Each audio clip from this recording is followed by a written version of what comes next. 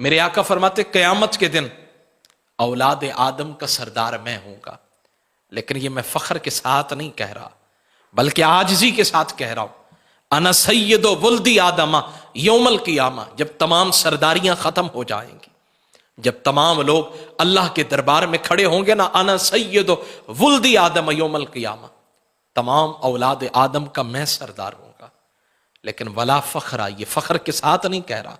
بلکہ اللہ کی بارگاہ میں تحدیث نعمت کے طور پہ کہہ رہا ہوں، عاجزی کے ساتھ کہہ رہا ہوں۔ میرے آقا صلی اللہ علیہ وسلم نے فرمایا قیامت کے دن لواء الحمد، حمد کا جھنڈا میرے ہاتھ میں ہوگا، لیکن یہ فخریہ میں نہیں کہہ رہا،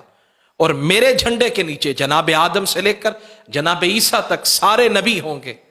اور مجھے اس بات کے اوپر میں اللہ کی بارگاہ میں فخریہ نہیں کہہ رہا بلکہ عاجزی کے ساتھ کہہ رہا ہوں۔ اور قیامت کے دن میں اللہ کی بارگاہ میں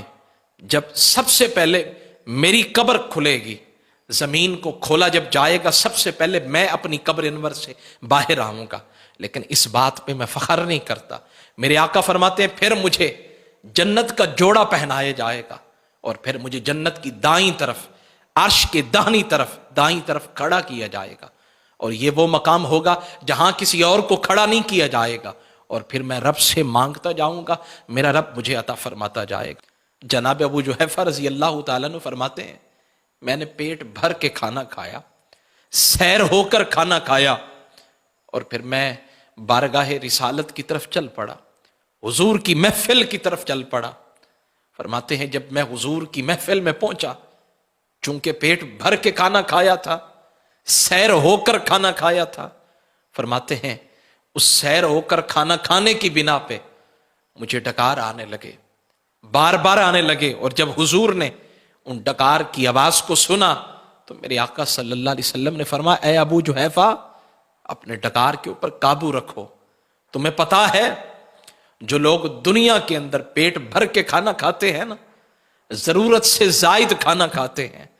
فرمایا جو زیادہ یہاں کھانا کھاتے ہیں نا وہ قیامت کے دن زیادہ بھوکے ہوں گے۔ صحابہ کرام کہتے بس حضرت ابو جحیفہ نے جب سنا تو پھر ساری زندگی آپ کا یہ معمول رہا، صبح کو کھانا کھاتے تو پھر شام کو نہیں کھاتے تھے، جب شام کو کھانا کھاتے تھے تو پھر صبح کو نہیں کھاتے تھے، چونکہ حضور سے سنا تھا۔ اور میرے آقا صلی اللہ علیہ وآلہ وسلم فرماتے ہیں، فرمایا اگر چاہتے ہو کہ تمہیں بیماریاں کم لگیں تو فرمایا پھر ایسے کرو، پیٹ بھر کے کھانا نہ کھاؤ، تھوڑا کھانا کھاؤ جس سے تمہاری کمر سیدھی رہ سکے۔ فرمایا 3 حصے کرو اپنے پیٹ کے، ایک حصہ کھانے کے لیے، ایک حصہ پانی کے لیے، اور ایک حصہ خالی ہونا چاہیے۔ اگر تمہارا کوئی مسلمان بھائی تمہیں دعوت دے تو تم اس کی دعوت کو قبول کر سکو، اس کے کھانے پہ جا کے اس کا دل خوش کر سکو۔ جناب ابو جحیفہ رضی اللہ تعالیٰ عنہ نے ساری زندگی پھر کبھی پیٹ بھر کر کھانا نہیں کھایا۔